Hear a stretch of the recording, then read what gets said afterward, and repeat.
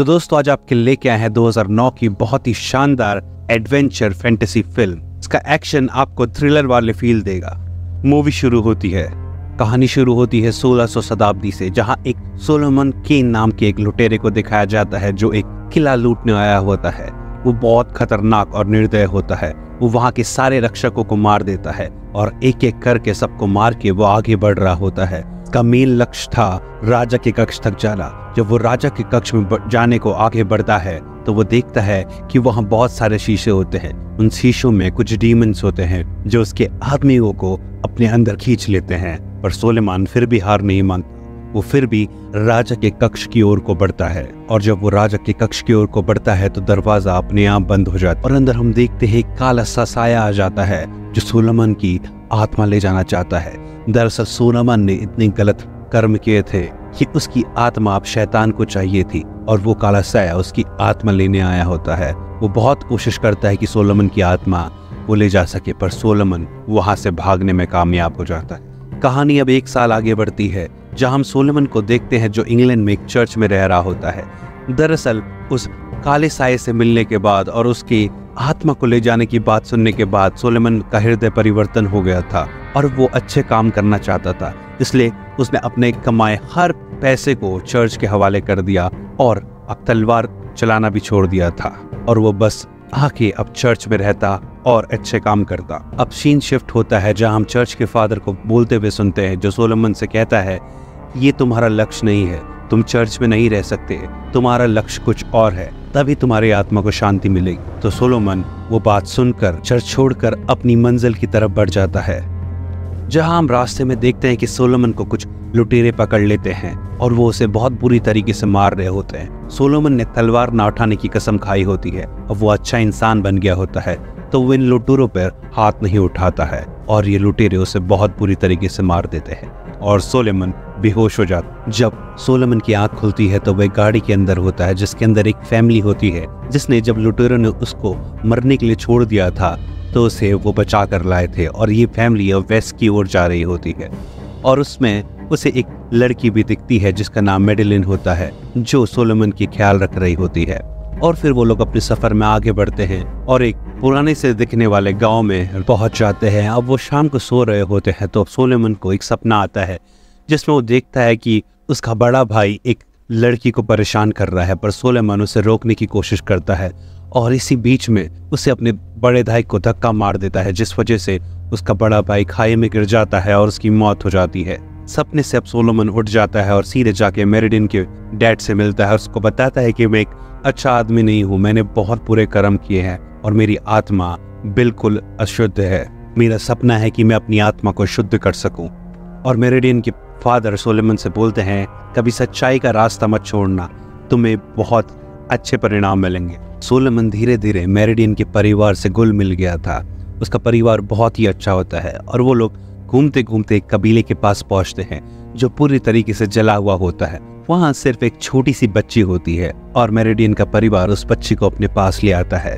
वो बच्ची बताती है कि यहाँ एक चुड़ैल को लाया गया था और जो भी उस चुड़ैल को जलाने का नजारा देख रहे थे वो सब लोग मर चुके हैं, उनकी मौत हो चुकी है। मेरेडिन की मॉम बोलती है तुम्हें उन सब के लिए प्रे करना चाहिए। वो बच्ची बोलती है उनके लिए मैं प्रे नहीं करूंगी। तो सोलोमन को उस लड़की पे शक हो जाता है। वो उस लड़की पे क्रॉस लगाता है तो वो लड़की खुद चुड़ैल में बदल जाती है और फिर सोलोमन पे हमला करने लगती है और एट द एंड सोलोमन के हाथ में एक काला निशान लगा के बोलती है कि शैतान तुम्हारा इंतजार कर रहा है, तुम्हारी आत्मा अब उसके हवाले हो। ये काली रात खत्म होती है और हम देखते हैं कि सोलोमन और मेरेडिन का परिवार अपने सफर में आगे बढ़ता है, पर सोलोमन को एक लुटेरा कबीला दिखता है जिसका लीडर मलाची होता है जो एक शैतान का पुजारी होता है और उसने बहुत ही अजीब मास्क लगाया होता है। वो मेरेडिन के परिवार को देख लेता है और उन्हें बंधक बना लेता है और वो मेरेडिन के भाई को अपनी सैनिकों की मदद से चाकू की नोक पे रखता है और उसे मारने ही वाला होता है और सोलोमन बोलता है कि तुम इस बच्चे की जान छोड़ दो। देखते हुए शैतान का पुजारी मलाची उस बच्चे को मारने का ऑर्डर देता है और मेरेडिन के भाई को मार दिया जाता है, जिस वजह से अब सोलोमन को बहुत गुस्सा आता है। वो आसमान में देखता है और प्रतिज्ञा लेता है कि वो फिर से तलवार उठाएगा और इन मलाची के सारे लोगों को जान से मार देगा। फिर सोलोमन तलवार चलानी शुरू करता है और उसके सारे लोगों को मौत के घाट उतार देता है। और वहां हम देखते हैं कि मलाची और उसके लोग मेरिडियन को वहां से उठा के ले जाते हैं। अब हम देखते हैं कि सोलोमन मेरिडियन के डैड के पास आता है। उसके डैड बोलते हैं कि मैं तो मर रहा हूं, पर तुम वादा करो कि तुम मेरी बेटी को जरूर बचाओगे। सोलोमन कहता है ये वादा रहा, मैं तुम्हारी बेटी की जान जरूर बचाऊंगा। और वो वहां से घोड़े में बैठकर निकल पड़ता है और फिर मलाची की तलाश करने लगता है। सोलोमन बहुत दिनों से अब मेरिडियन की तलाश कर रहा होता है और वह तलाश करते करते एक चर्च पे पहुंचता है, जहां वो चर्च का फादर उस पे हमला कर देता है। पर जब उसे पता चलता है कि सोलोमन एक अच्छा आदमी है, वो उसे चर्च में ले आता है और उसे बेसमेंट में ले जाता है, जहां उसने मलाची के बहुत सारे दानवों को कैद कर रखा होता है। मलाची एक दानव का पुजारी था और उसके अंदर बहुत जादुई शक्तियां थी, इसलिए वो लोगों को दानव में बदल सकता था। और इस चर्च के पादरी ने भी उन्हीं दानव को कैद किया होता है। और फिर सोलोमन को पता चल जाता है कि ये चर्च का फादर बहुत ही अजीब है। वो वहां से जाने की सोचता ही है कि फादर उसे उन डीमंस के बने हुए बेसमेंट में धक्का दे देता है। सोलोमन बहुत सारे डीमंस को मारकर उस बेसमेंट से निकलता है। जब उन बेसमेंट से निकलता है तो उसे वही लुटेरे दिखते हैं जो उसे सफर की शुरुआत में मिले थे, जिसने उसे बेहोश कर दिया था। अब वो सोलोमन पे हमला करते हैं और ये लुटेरे अब दानव बन चुके थे मलाची के। सोलोमन अब पुरानी की तरह नहीं था, उसने फिर से तलवार उठा ली थी। अब ये इन लुटेरों को बहुत बुरी तरीके से सबक सिखाता है और उनके लीडर से पूछता है कि बताओ मेरिडियन कहाँ पर है। उनका लीडर बोलता है कि मेरिडियन मारी जा चुकी है, जिस वजह से सोलोमन को बहुत धक्का लगता है और वो उसके लीडर को उसी बेसमेंट में फेंक देता है जहाँ बहुत सारे दानव होते हैं। और हम देखते हैं कि सोलोमन बहुत दुखी हो जाता है और वो एक बार में जाता है जहाँ वो बहुत ज़्यादा शराब पी लेता है और उसे मिलने वही लोग आते हैं जो पहले सोलोमन के लिए काम किया करते थे। वो उससे बोलते हैं कि हम तुम्हारी टीम ज्वाइन करना चाहेंगे और हम मलाची को मारना चाहेंगे। पर सोलोमन अब मेरिडियन की मौत से बहुत दुखी हो गया था, वो लड़ना नहीं चाहता था।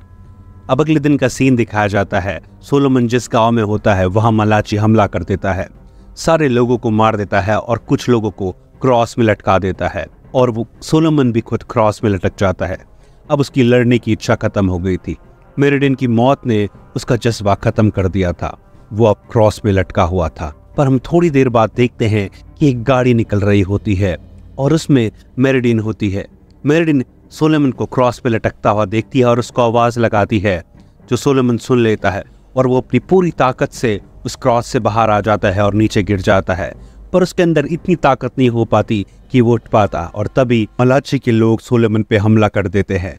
पर सोलोमन का वही दोस्त जो उसे बार में मिला था और उसके लिए पहले काम किया करता था, वो उसे बचा लेता है और उसे बचा के अपने वहां ले जाता है। अब हम देखते हैं कि सोलोमन पूरी तरीके से रिकवर हो चुका है और वो लड़ने के लिए तैयार है। अब सोलोमन को पता चलता है कि मलाची एक बहुत पुराने राजा के महल में है और वो पुराना राजा और कोई नहीं, सोलोमन के डैड होते हैं। सोलोमन को ये भी नहीं पता होता कि उसके डैड जिंदा हैं या मर गए हैं। फिर सोलोमन और उसके साथी सीधे उस महल में जाते हैं और पीछे के रास्ते से एंट्री लेते हैं। तभी हम देखते हैं कि वही विच जो सोलोमन के हाथ में निशान बना के गई थी, वही उस पे हमला करने लगती है। पर सोलोमन उस पे सीधे हमला करता है एक हथियार से और वो मर जाती है।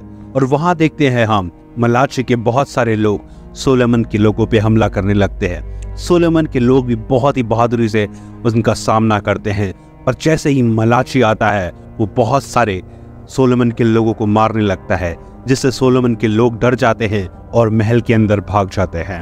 अब सोलोमन अकेले ही मलाची से युद्ध कर रहा होता है।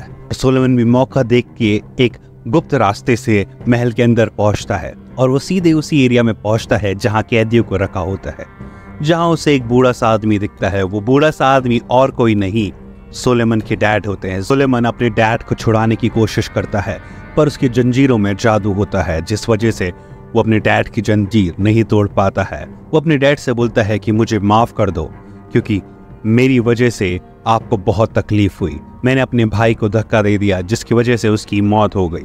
और उसके डैड कहते हैं ऐसा नहीं है, तुम्हारे भाई की मौत तुम्हारे धक्का देने की वजह से नहीं हुई थी, वो तो फिर भी जिंदा ही था। मैंने बहुत कोशिश की, बहुत हकीमों को दिखाया, बहुत सारे प्रीस्ट से बात की, फिर भी कुछ नहीं हुआ। फिर एक दिन एक आदमी आता है जो मुझसे कहता है कि मैं तुम्हारे बच्चे को ठीक कर सकता हूँ। मैं उसकी बात मान लेता हूँ, उसकी सारी शर्तें मैंने मंजूर कर ली और तुम्हारा बड़ा भाई ठीक हो गया। पर वो इंसान और कोई नहीं था, वो शैतान का भेजा हुआ एक दूत था। उसने तुम्हारे भाई को पूरी तरीके से बदल दिया। तुम्हारा भाई अब पहले की तरह नहीं रहा है।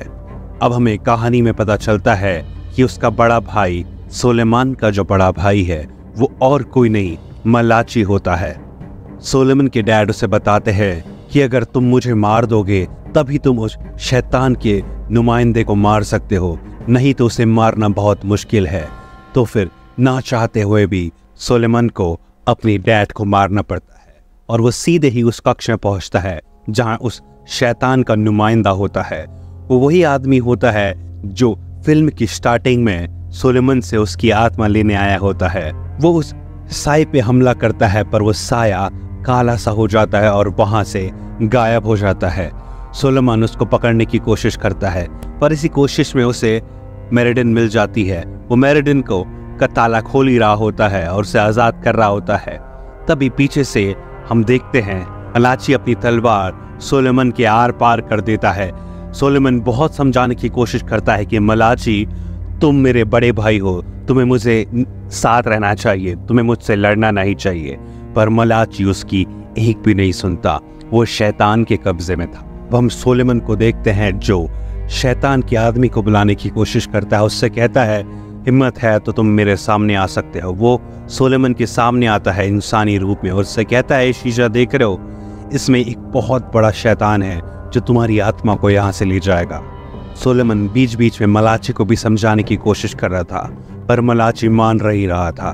तो वो बाद में मलाची से लड़ने लगता है और एट द एंड वो मलाची को जान से मार ही देता है। और अब हम उस शैतान के आदमी को देखते हैं जो मेरेडिन को उस शीशे के पास ले आता है और वो मेरेडिन का हाथ काटता है, जिस वजह से मेरेडिन का खून निकलता है और वो खून इस शीशे की ओर फेंकता है। क्योंकि मेरेडिन का खून बहुत पवित्र होता है तो शीशा खुल जाता है जिसमें से वो बहुत बड़ा शैतान निकलता है। सोलेमन की आत्मा लेने आया होता है, वो बाहर निकलता है और वो सोलेमन पे हमला करना शुरू करता है। सोलेमन भगवान से प्रे करता है और सोलेमन उस शैतान के आदमी से कहता है कि तुम मेरेडिन को छोड़ दो, तुम मेरी आत्मा को इस डीमन के हवाले कर दो। पर शैतान वाला आदमी कहता है कि तुम मेरेडिन के बदले में खुद को क्यों देना चाहते हो।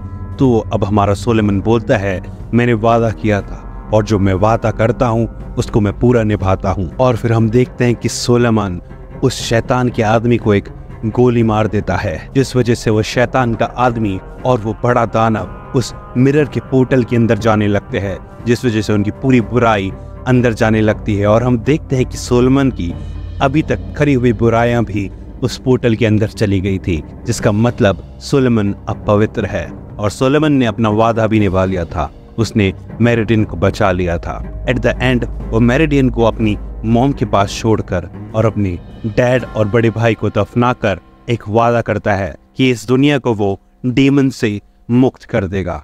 और ये फिल्म यहीं पे खत्म हो जाती है।